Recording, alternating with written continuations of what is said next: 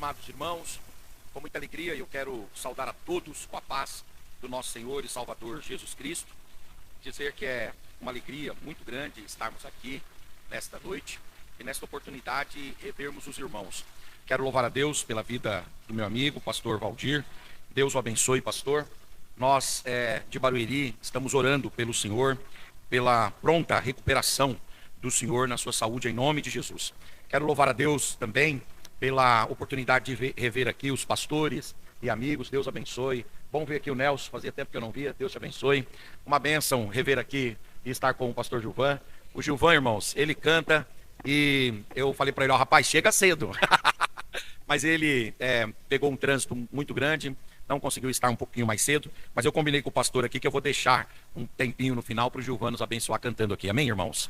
Deus abençoe. Feliz de ver aqui o Reginaldo, também Davi. É bom estar com todos vocês, viu? Queridos irmãos, trago um abraço lá da nossa igreja, Assembleia de Deus Ministério do Belém, ali em Barueri, do nosso pastor setorial, o pastor Davi Fonseca, para todos os irmãos. Estou muito feliz de poder, nesses dias de terças-feiras, estar aqui com os irmãos, compartilhando a palavra de Deus e aprendendo junto aqui com os irmãos. Deus abençoe. Obrigado por estarem me suportando esses dias aqui, mas eu venho com muito prazer, com muita alegria. É uma honra poder desfrutar da companhia, da amizade, do respeito dos irmãos. Nós estamos hoje dando continuidade à nossa série de estudos. A nossa série se chama Maranata, Ora Vem, Senhor Jesus. E nós temos um texto básico para a nossa série, que está em Apocalipse 22 e 20. E Apocalipse 22 e 20 diz assim: aquele que testifica estas coisas diz, certamente cedo venho. Amém. Ora vem, Senhor Jesus. Queridos irmãos, hoje é a terceira mensagem desta série, e hoje nós vamos tratar, dando continuidade na descrição da nossa escatologia dispensacionalista e pré-tribulacionista. Hoje nós vamos tratar sobre as bodas e a ceia das bodas do Cordeiro. Mas vamos falar também sobre a perspectiva da igreja unida com Cristo e unida com os seus santos e maravilhosos propósitos para esse tempo. Eu quero falar sobre as bodas do Cordeiro, e aí nós temos um versículo ou uma gama de versículos a respeito disso. Nós vamos lendo ao longo do estudo, mas eu gostaria de começar lendo com os irmãos Apocalipse, capítulo de número 19. Vamos ler os versículos 7, 8 e 9. E enquanto os irmãos abrem aí, eu quero dizer que Deus me deu a oportunidade de agora, no mês de março, lançar mais um livro que fechou um combo, um pacote de livros que eu tenho, que são esses três aqui, que eles se chamam Palavras sobre o Evangelho que traz esperança.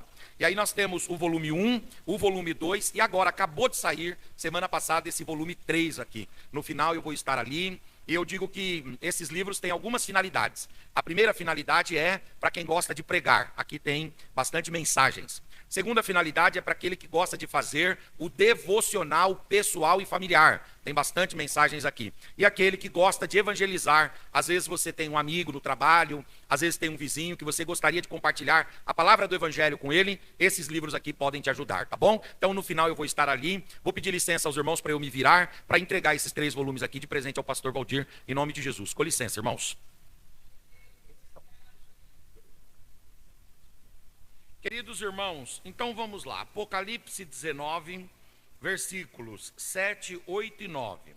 Alegremo-nos e regozijemo-nos e demo-lhes glória, porque vindas são as bodas do Cordeiro, e já a sua esposa se aprontou, e foi-lhe dado que se vestisse de linho fino, puro e resplandecente, porque o linho fino são as justiças dos santos. E disse-me, escreve, bem-aventurados aqueles que são chamados à ceia das bodas do Cordeiro. Amém e amém.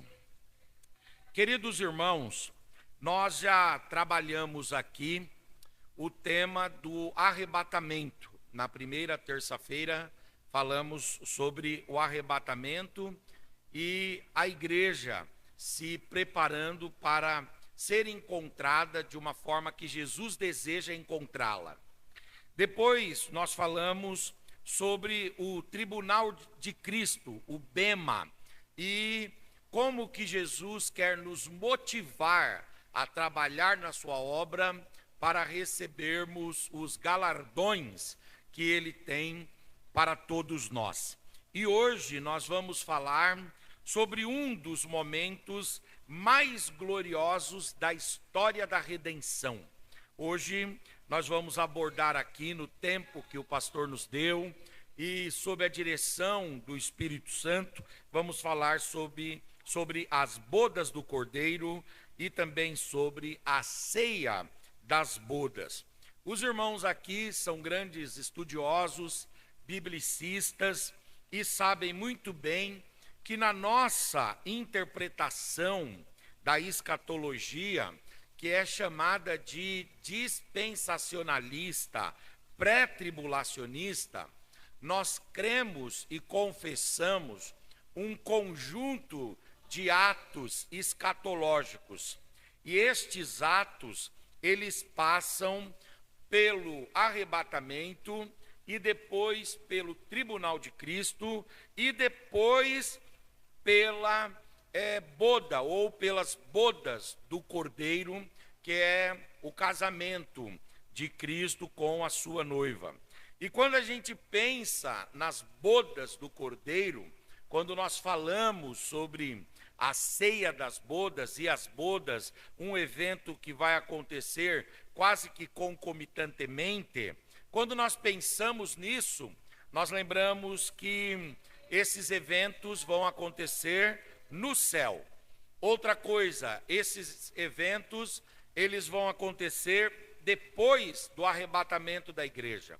E aí, depois do arrebatamento da igreja, vem o tribunal de Cristo, e então, exclusivamente para a igreja, nós vamos ter as bodas do Cordeiro, e enquanto a igreja estiver experimentando no céu as bodas, a ceia das bodas, celebrando a vitória e o fechamento do plano soteriológico nos céus, enquanto isso estiver acontecendo, a Bíblia fala que aqui na terra, a terra e a população que estiver aqui estará passando pela grande tribulação.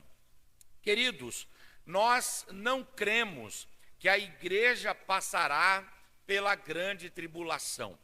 E quando nós olhamos para as Escrituras, nós encontramos argumentos para defender essa verdade, para defender essa doutrina, para defender esse dogma.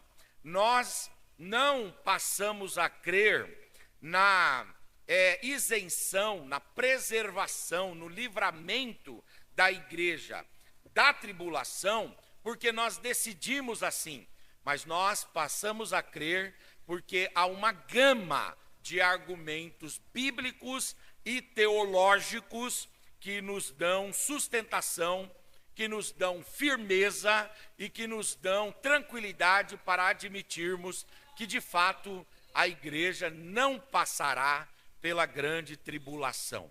Nós temos muitos, eu estava fazendo a pesquisa para montar o culto de hoje, a mensagem de hoje, e eu vi que nós temos mais de 30 grandes argumentos para defendermos esse pensamento de que a igreja não passará pela grande tribulação. Mas eu separei aqui alguns poucos por conta da exiguidade do tempo.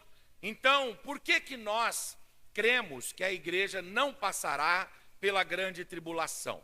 Em primeiro lugar, nós temos uma verdade bíblica que diz que a igreja, ela não foi destinada para a ira de Deus.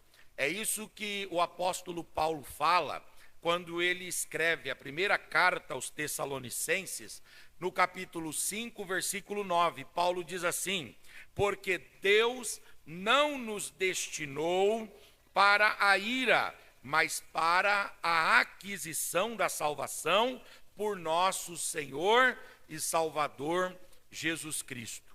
A grande tribulação, ela será um período de derramamento da ira de Deus na terra. Portanto, a igreja, ela não estará presente. Por quê? Porque neste momento, nesse período, nesse tempo de derramamento da ira de Deus, a igreja estará preservada, uma vez que Deus não nos destinou para a ira. Se a tribulação é um momento de derramamento da ira, e a igreja não foi destinada para a ira, então a igreja não atravessará a grande tribulação aqui nessa terra.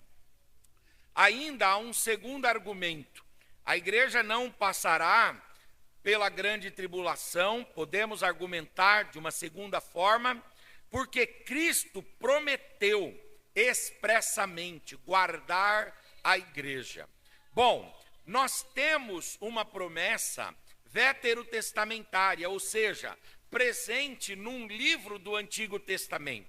Mas em qual livro? O livro de Daniel, no capítulo 12, versículo 1. E aqui nós sabemos muito bem, os irmãos são grandes estudiosos da Bíblia, sabem que o livro de Daniel, ele é um livro apocalíptico, ele é um livro escatológico. E quando Daniel está falando aqui, esta mensagem alcança a igreja. Quando Daniel diz assim: e naquele tempo se levantará Miguel, o grande príncipe, que se levanta pelos filhos do povo de Deus. E haverá um tempo de angústia, qual nunca houve, desde que houve nação até aquele tempo. Mas, naquele tempo, nesse tempo de angústia, livrar-se-á o teu povo, todo aquele que se achar com o nome escrito no livro da vida. Daniel está aqui profetizando que a igreja, que o povo de Deus, que aqueles cujos nomes estão inscritos no livro da vida, estes não passarão pela grande tribulação aqui na terra. E aí nós sabemos muito bem que as mensagens veterotestamentárias, elas precisam de alguma forma de serem endossadas, de serem ratificadas, convalidadas, reafirmadas no Novo Testamento. E o Senhor Jesus, quando se revelou a João, lá na ilha de Pátimos, ele disse aquilo que está escrito em Apocalipse 3:10, que é um texto emblemático nesse sentido também, quando ele diz assim: como guardastes a palavra da minha paciência, eu também te guardarei. E vejam aí a expressão: eu também te guardarei da hora da tentação que há de vir sobre todo mundo para tentar os que habitam na terra. Vejam que está escrito aí que o Senhor guardará da grande tentação, da grande tribulação, e não na grande tentação, e não na grande tribulação. A promessa é de livramento total. Nada vai alcançar a igreja passará protegida, incólume. Por quê? Enquanto as coisas aqui nesse mundo estiverem enfervescidas, enquanto esse mundo for um palco de destruição nunca visto na história, a noiva do Cordeiro estará casando-se com o Cordeiro. A noiva estará protegida e amparada pelo Cordeiro. Ainda há um terceiro argumento. A igreja, quando nós lemos o livro do Apocalipse, ela desaparece da narrativa da tribulação. Se nós formos fazer uma dissecação do livro de Apocalipse, nós vamos perceber que a grande tribulação, ela é descrita do capítulo 6 até o capítulo 18 de Apocalipse. E nesse período do capítulo 6 até o capítulo 18, não há nenhuma referência, não há nenhum versículo, não há nenhuma ideia de que a igreja estará aqui nessa terra. A igreja em Apocalipse, ela é citada no capítulo 1, ela é citada no capítulo 2, ela é citada no capítulo 3. Depois, a igreja só vai ser citada no capítulo 19. Entre os capítulos 4 e 18, e principalmente do 6 a 18, quando fala da tribulação, a igreja não aparece. Alguém vai dizer, o mundo está pegando fogo, e aonde está a igreja? A igreja está nas mansões celestiais, desfrutando da companhia do Senhor. A igreja estará lá. Ainda há um quarto argumento para defendermos que a igreja não passará pela grande tribulação. Esse quarto argumento, ele é aquele que diz que a tribulação ou a grande tribulação tem a ver, os irmãos sabem bem, com a 70ª semana da visão de Daniel. E quando nós lemos sobre a 70ª semana das 70 semanas de Daniel, nós lemos o versículo 24 do capítulo 9 de Daniel. E aqui no capítulo 9, versículo 24 de Daniel, diz assim: 70 semanas estão determinadas, e essa parte é muito importante, sobre o teu povo e sobre a tua santa cidade. O teu povo e santa cidade dizem respeito a Israel, para fazer cessar a transgressão, para dar fim aos pecados, para expiar a iniquidade, para trazer a justiça eterna, para selar a visão e a profecia, e para ungir o Santíssimo. Essa profecia aqui, a 70ª semana das 70 semanas de Daniel, e depois, de repente, isso careceria um estudo um pouco mais aprofundado, se você não domina muito essas 70 semanas e a descrição doutrinária e teológica delas, mas os irmãos aqui conhecem bem, porque esse tema é um tema recorrente na escola dominical, nos nossos cultos de ensino, nos debates, etc. Então, nós sabemos que a 70ª semana diz respeito a Israel e a santa cidade. É uma profecia dirigida a Israel, o povo de Deus, e a sua santa cidade, e não a igreja. Nesse período, o Senhor vai tratar com Israel, com a nação de Israel. Paulo, quando ele escreve aos Romanos, ele vai tratar sobre a igreja do capítulo 1 até o capítulo 8. No capítulo 9 até o capítulo 11 de Romanos, Paulo vai falar sobre Israel. E ele vai dizer que o Senhor cegou o entendimento de Israel, endureceu o coração de Israel, para que chegasse a plenitude do tempo dos gentios. Mas depois que o Senhor tomar a sua igreja pelo arrebatamento, o Senhor vai voltar os seus olhos para Israel. E aí, nesse tempo, apesar de Israel estar entrincheirado, apesar de Israel estar cercado, apesar da besta, do falso profeta e do anticristo se vociferarem contra Israel, a mão de Deus estará protegendo Israel, mesmo aqui no meio da grande tribulação. Mas a igreja não tem nada com isso. A igreja vai estar na glória.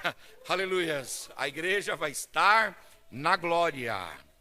Ainda um quinto argumento. E esse quinto argumento, ele diz o seguinte: a grande tribulação, ela é chamada na Bíblia de o tempo da angústia de Jacó. Vejamos o livro de Jeremias, no capítulo 30, o versículo de número 7. Jeremias 30 e o versículo de número 7. Diz assim: porque aquele dia é tão grande que não houve outro semelhante. É um tempo de angústia para Jacó.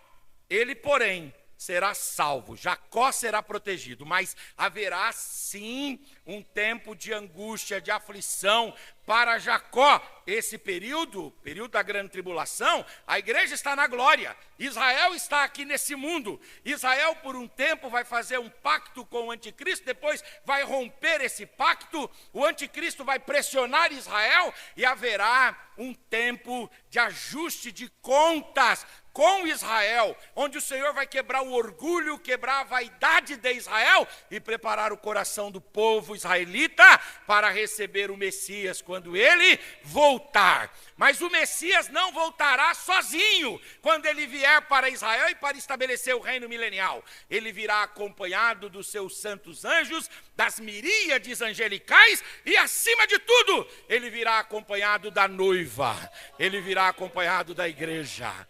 A igreja estará com Cristo para aliviar Israel desse tempo de angústia destinado a Jacó. Agora também há um sexto argumento. A tipologia bíblica do Antigo Testamento, ela mostra sempre um livramento de Deus antes dos juízos que Deus derramou sobre a terra. Por exemplo, no tempo de Noé, Deus derramou sobre a geração antediluviana uma geração corrompida e corruptora, uma geração malévola e perversa, e nessa geração o Senhor derramou o dilúvio.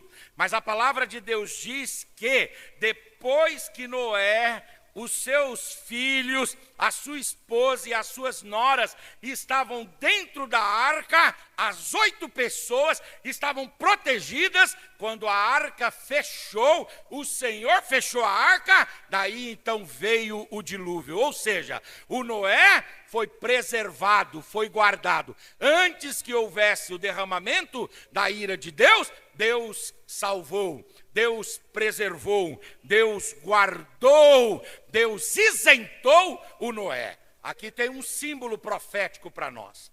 Mas não só em Noé, com o dilúvio. Nós temos ainda um tipo relacionado com Ló. E aí não são as nossas palavras, as minhas palavras. Não, o próprio Senhor Jesus falou sobre Ló. Vejamos o que Jesus disse sobre Ló em Lucas 17, 28, 29 e 30. Jesus diz assim: como também da mesma maneira aconteceu nos dias de Ló. E Jesus começa a descrever os dias de Ló. Comiam, bebiam, compravam, vendiam, plantavam e edificavam.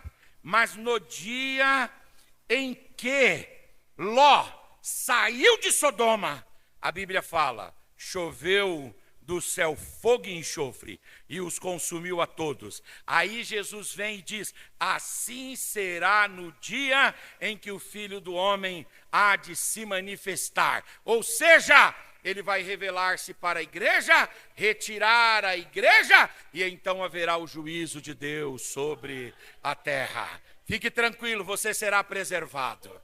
Porque a ira que deveria cair sobre nós, recaiu sobre Jesus Cristo, nosso Salvador e o nosso Senhor.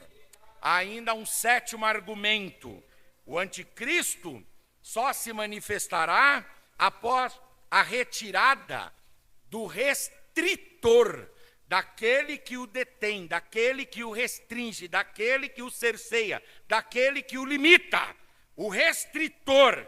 Isso é o que diz Paulo, escrevendo aos irmãos de Tessalônica, na segunda carta aos Tessalonicenses, capítulo 2, versículo 7. Vejamos o que Paulo diz em 2 Tessalonicenses 2 e 7. Ele diz: porque já o mistério da injustiça opera, porque o espírito do anticristo já está no mundo, mas um dia se manifestará o anticristo encarnado, que será essas maldades que nós vemos hoje em lampejos, elevada à máxima potência. E aí está escrito aqui: porque o mistério da injustiça opera no mundo. Somente há um agora que detém que essa injustiça se alastre, que o homem da iniquidade se manifeste, que o iníquo se manifeste, que o anticristo se manifeste. E aí Paulo diz, até que este que o detém seja retirado. Quem é que detém o anticristo?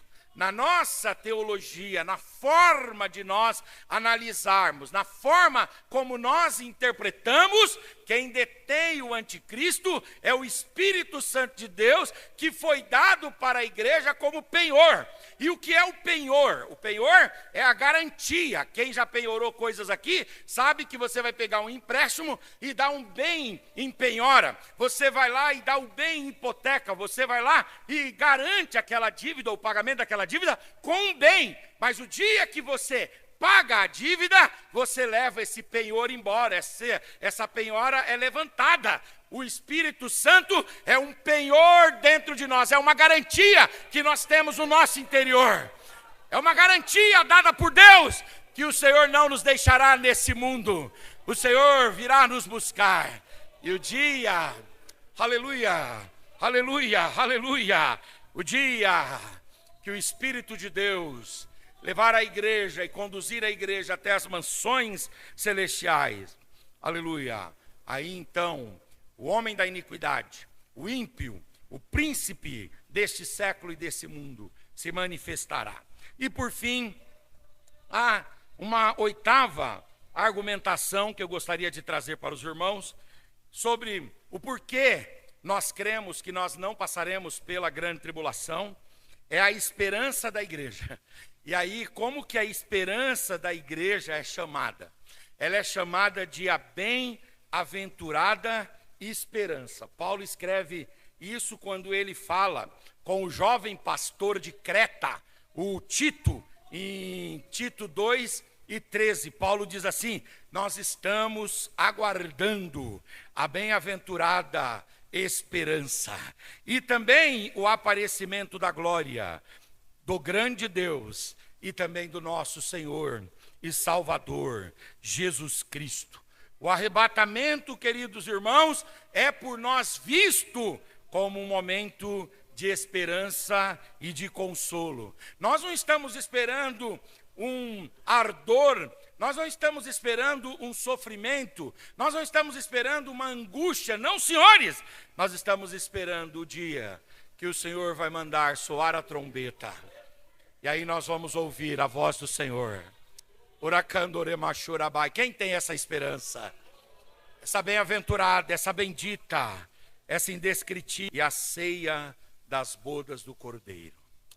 Sobre bodas do Cordeiro e a ceia das bodas, eu quero compartilhar com os irmãos algumas verdades. A primeira delas é que, o que significam as bodas e a ceia das bodas? No Antigo Testamento, Deus usou essa figura profética do casamento para ilustrar uma união entre Deus e Israel. Por exemplo, no texto de Isaías 54:5 diz assim: porque o teu Criador é o teu marido, o Senhor dos exércitos é o seu nome. Na antiga aliança, Israel foi chamada por Deus de esposa, e Deus foi chamado por Ele mesmo, através dos profetas, de esposo da nação de Israel. Inclusive, os irmãos aqui sabem bem a teologia do livro de Oséias, e no livro de Oséias, o Oséias, que é o marido, representa Deus, e Gomer, que é a esposa, representa Israel. Oséias e Gomer representam, através daquele laço conjugal e matrimonial, a relação de Deus com Israel. Esta é uma figura profética do Antigo Testamento. Mas no Novo Testamento, nós vamos perceber que esta figura profética continua valendo e continua sendo utilizada para expressar, para ensinar, para defender essa união que nós temos com Cristo, que hoje é uma união que ela ainda não é perfeita, mas quando chegar no dia das bodas do Cordeiro e da ceia das bodas, nós nos uniremos com Cristo para todo sempre. Nós nos uniremos com Ele para todo sempre. No Novo Testamento, o próprio Senhor Jesus, ele se apresentou como noivo. Eu queria que os irmãos lessem esse texto comigo. Mateus capítulo 9, versículo 15, onde o Senhor Jesus, ele responde uma indagação feita pelos discípulos de João Batista. E vem então inquirir Jesus, dizendo: seus discípulos nunca jejuam?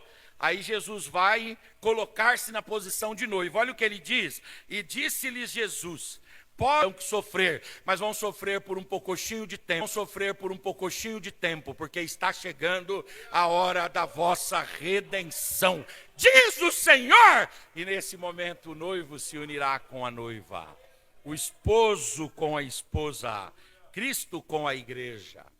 Agora, Jesus também não só se definiu como esposo ou como noivo, Jesus também, ele usou o casamento para ilustrar a união do povo de Deus com Deus, na parábola das 10 virgens, parábola esta que está lá no Mateus capítulo 25, de 1 a 13, que é uma parábola que dá continuidade ao sermão escatológico, principalmente aquele trecho do sermão escatológico de Mateus 24, dos versículos 36 até 51, quando Jesus fala das coisas vindouras. E aí, quando Jesus está falando das coisas que sobrevirão, da escatologia dos últimos tempos, Jesus vai e fala para ilustrar o tempo da sua vinda. E a união entre Deus e os homens, entre Cristo e a igreja, Jesus usa essa simbologia, ele usa essa alegoria, ele usa essa figura, a figura do casamento. O Senhor usou o casamento judaico para ilustrar a relação de Deus com o seu povo. O noivo aqui é Jesus, e a noiva é a igreja, e as virgens são os amigos e as amigas da noiva, são convidados para as bodas do noivo, as bodas do cordeiro estão se aproximando. Agora é interessante que esse conceito e a utilização dessa figura do casamento não está presente apenas nas palavras de Jesus, mas está presente também, esse conceito está presente nas palavras do apóstolo São Paulo. O apóstolo Paulo também apresenta a igreja como noiva e Cristo como o noivo. Vejamos o texto de 2 Coríntios, capítulo 11, versículo 2. Olha o que Paulo vai dizer em 2 Coríntios 11, 2. Porque eu estou zeloso de vós com o zelo de Deus, porque eu vos tenho preparado para vos apresentar como uma virgem pura a um marido. E quem é um marido? A saber, a Cristo. E aqui coloca sobre nós, obreiros, um zelo muito grande. A igreja não é nossa. Nós estamos tratando da noiva do Cordeiro. E nós, como servos da noiva do Cordeiro, precisamos servir diligentemente, prudentemente, com todo zelo e com todo cuidado. Paulo fala assim: eu trato vocês com o zelo de Deus. Nós não podemos tratar a igreja mal, bater na igreja, espancar a igreja, nem se assenhorar da igreja. A igreja não é de homens, a igreja é de Cristo Jesus. A igreja é de Cristo Jesus, a igreja é de Cristo Jesus. Paulo vai falar sobre isso em Efésios capítulo 5, versículo 27. Ele diz que Cristo morreu para quê? Aí ele explica, em Efésios 5, 27.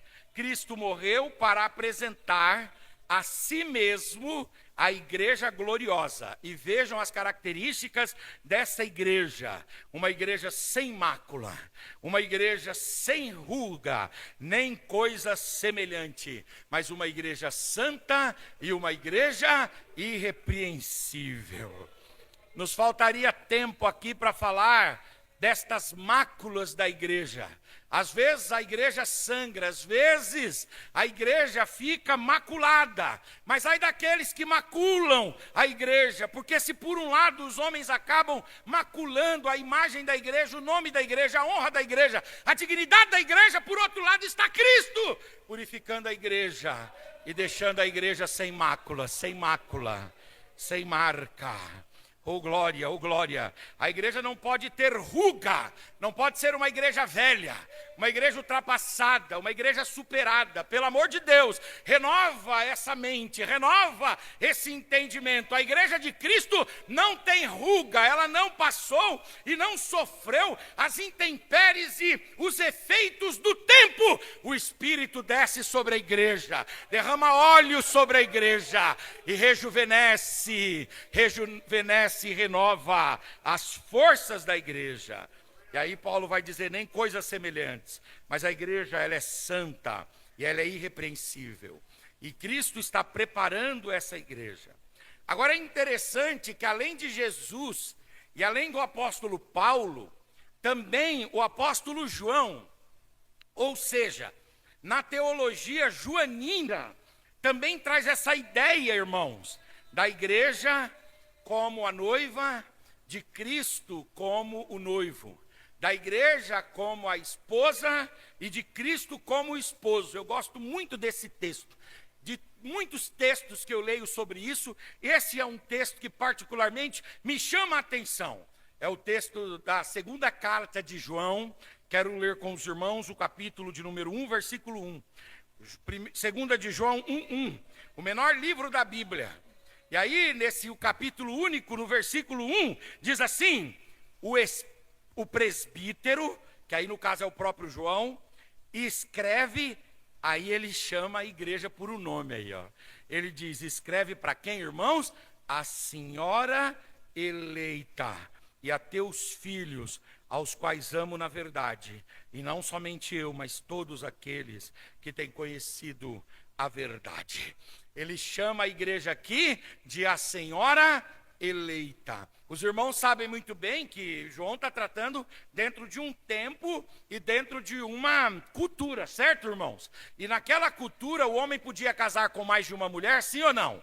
Naquela cultura poderia casar, sim ou não? Na cultura bíblica, sim ou não? Sem dúvida. O Jacó teve 4 mulheres, o Davi teve 17. Salomão exagerou, teve 1000, né? Para quê tudo isso? Não é verdade? Mas naquela cultura era assim, Deus suportou aquilo, Deus tolerou, porque a revelação ela é uma revelação progressiva. Mas vamos pensar no Jacó. O Jacó, ele tinha Bila, Zilpa, Leia, e ele tinha quem também, irmãos? Raquel. Qual era a senhora eleita de Jacó? Quem que era? Era Bila? Era Zilpa? Era Leia? Não, a senhora eleita para Jacó era Raquel. Oh glória, Jesus também. Como diz a palavra de Deus, ele tem todos os povos, ele é Senhor de tudo e de todos. Ele é o grande Kyrios, o grande Senhor, o grande dono de tudo e de todos. Mas no meio de tantos, 8 bilhões de pessoas, ele tem a sua senhora eleita. A senhora eleita está aqui hoje representada. Levante a sua mão, por gentileza. Levante a sua face, por gentileza. Oracandorebai. Oh glória, oh glória, oh glória. Oh glória, oh glória, oh glória. Fala para o seu irmão, eu não sei porquê, mas o Senhor prefere você. Eu não sei porquê, eu não sei o que ele vê em nós somos tão pecadores, tão errantes, mas a graça de Deus superabundou na nossa vida e o Senhor nos prefere, o Senhor nos escolhe. A igreja é chamada de a senhora eleita. Oh glória, a senhora eleita. Levante a sua mão, por gentileza. Levante a sua voz, abra a sua boca. Uracandorema churabai, erecandaramana churabai, ora chorabai. Você é amado por Deus, você é amado por Cristo. Cristo morreu na cruz do Calvário por você. Não deixa nada arrancar a sua dignidade, não deixa nada arrancar a sua honra, não deixa nada fazer você duvidar do seu valor. Não! Labachoracandarabai. Aqui está o povo escolhido. Aqui está a noiva do Cordeiro. Oh glória, oh glória, oh glória. Agora João vai escrever também em Apocalipse, no capítulo 19, versículo 7.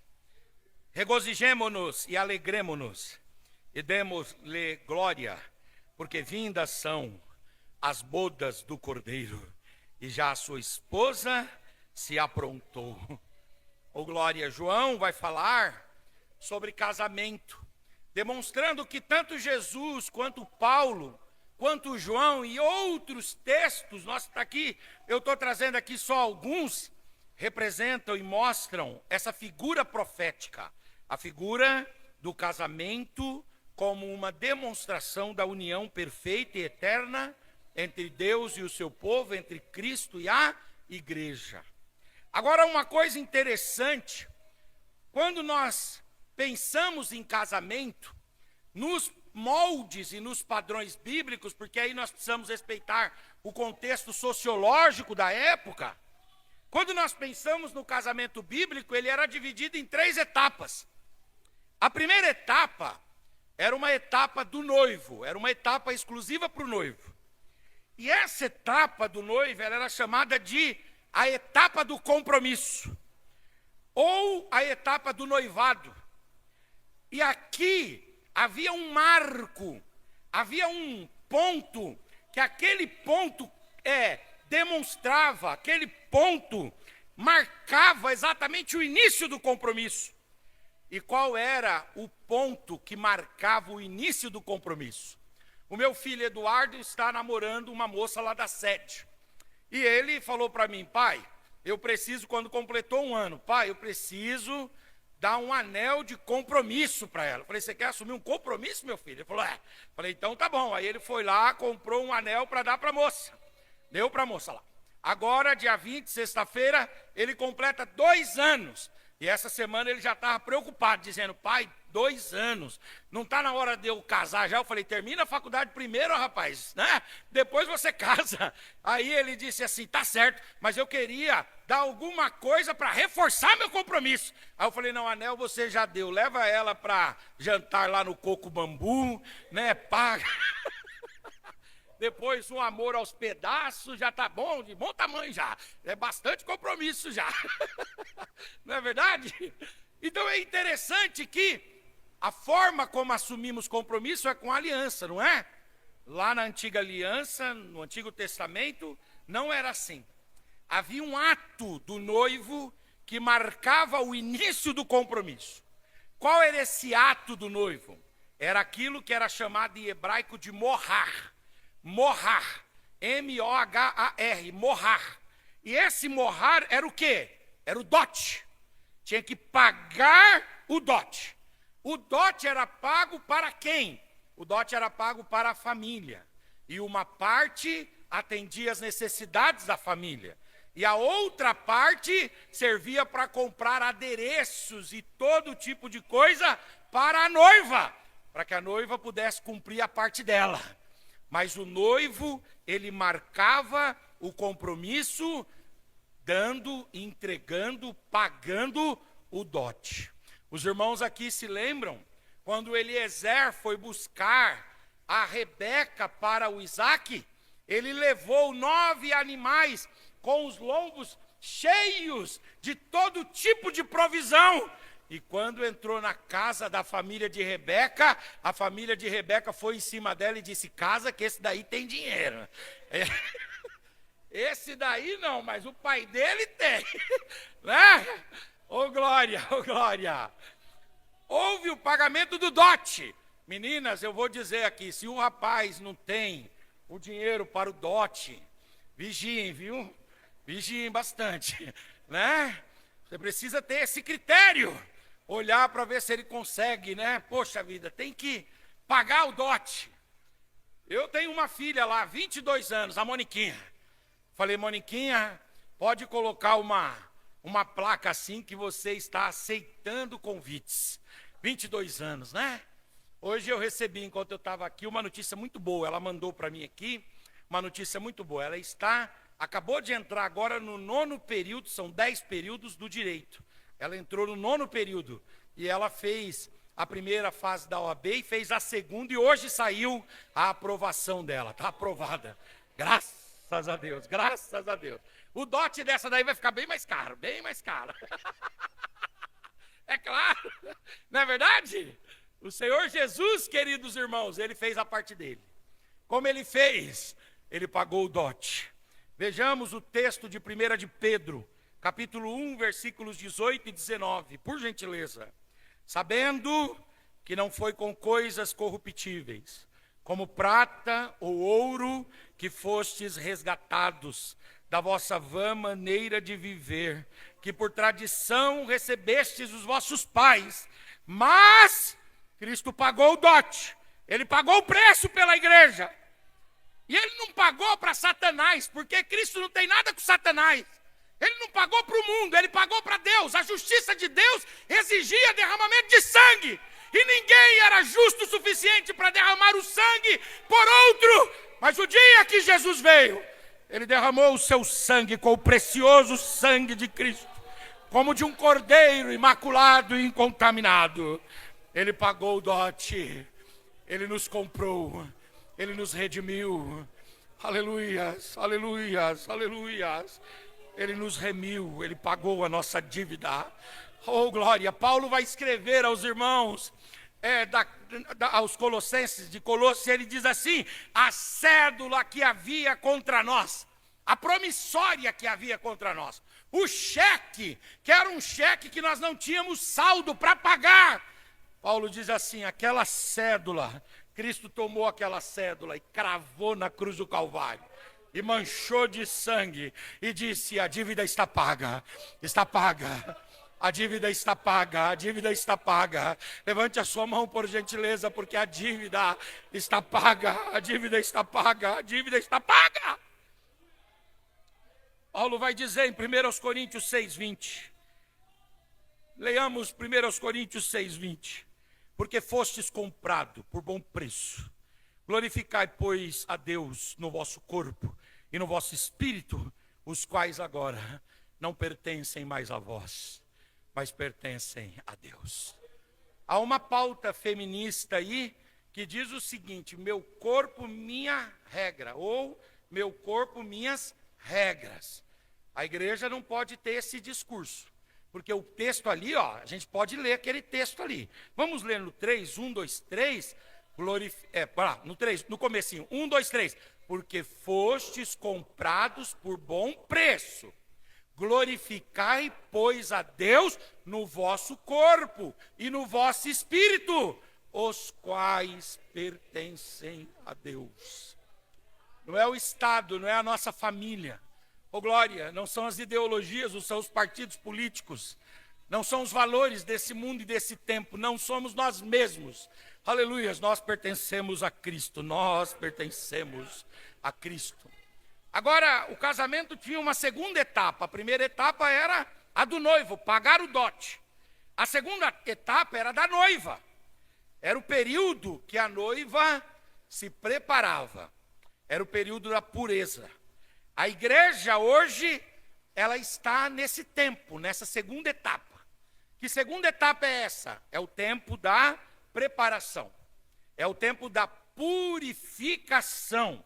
O apóstolo Paulo, ele vai escrever aos irmãos de Éfeso. Vamos ler Efésios 5, 25, 26 e 27. Diz assim: vós, maridos, amai as vossas mulheres, como também Cristo amou a igreja, e a si mesmo se entregou por ela, para a santificar, purificando-a com a lavagem da água pela palavra, para apresentar a si mesmo uma igreja gloriosa, sem mácula, sem ruga, e nem alguma coisa semelhante, mas uma igreja santa e uma igreja irrepreensível.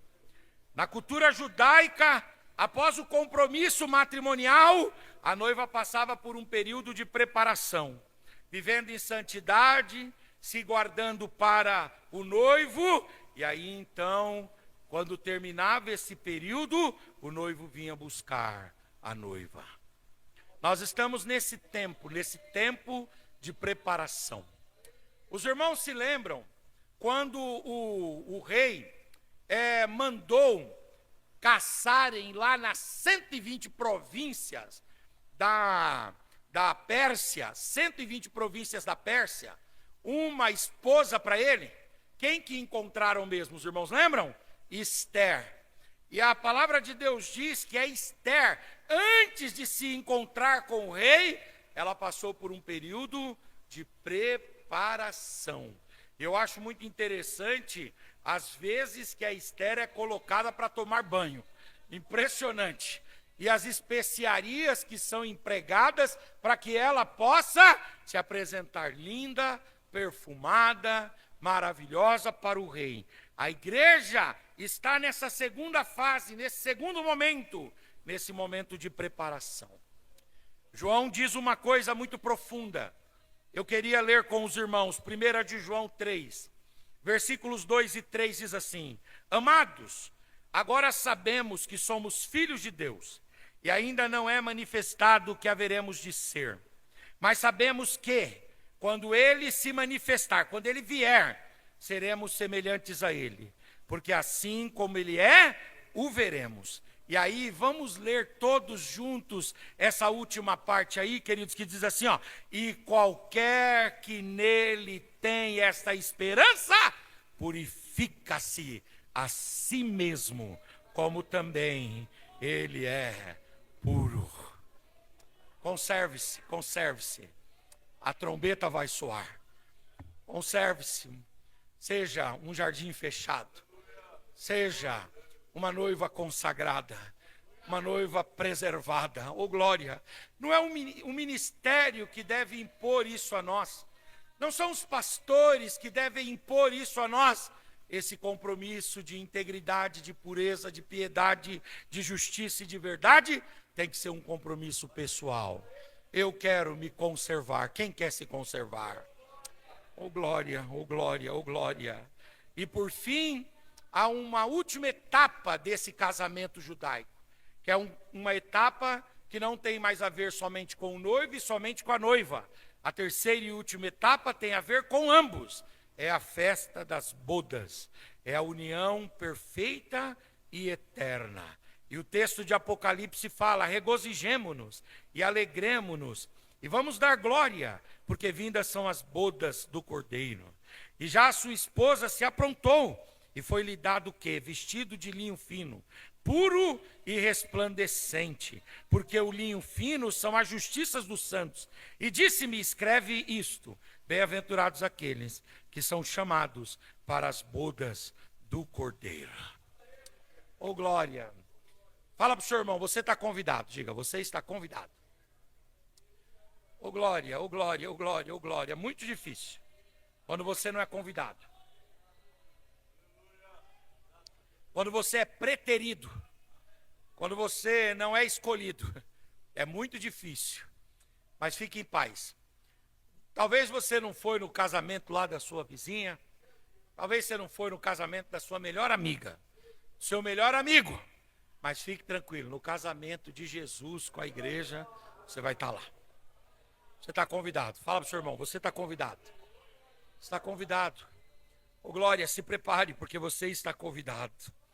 Agora é claro que a igreja estará no último estágio da santidade. Será o último momento da santidade da igreja, esse momento. A igreja estará vestida de pureza e de justiça, representados essas duas qualidades com estas vestes de linhos brancos. A igreja, queridos irmãos, será apresentada como esposa para Cristo. O Pai vai fazer esse casamento. E o local do casamento já está preparado. Porque em Mateus 25:34, Jesus falou assim, que então o rei dirá: venham benditos do meu Pai, e possuam por herança aquilo que vos está preparado. Desde quando? Desde a fundação do mundo. Pastor Valdir, um dia eu fiz o casamento de um irmão lá de Barueri, e ele fez o casamento lá na região de Mauá. E lá em Mauá, ele alugou um castelo. E eu falei: poxa vida, estou fazendo aqui um casamento num castelo. Aí ele falou: é, pastor, procurei, para a data que eu queria, não tinha lugar nenhum, aí eu assumi essa bronca aí e vou pagar. Um castelo. Fala para o seu irmão, na festa de Cristo não vai ser nada improvisado. Diga, não vai ser nada improvisado. Ô, glória, porque o lugar já está preparado desde antes.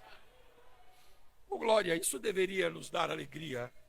Desde antes da fundação do mundo, desde antes da fundação do mundo. O próprio Senhor Jesus disse: não se turbe o vosso coração. Creia em Deus, creia também em mim. Na casa do meu pai há muitas moradas. Se não fosse assim, eu teria dito, eu vou preparar lugar.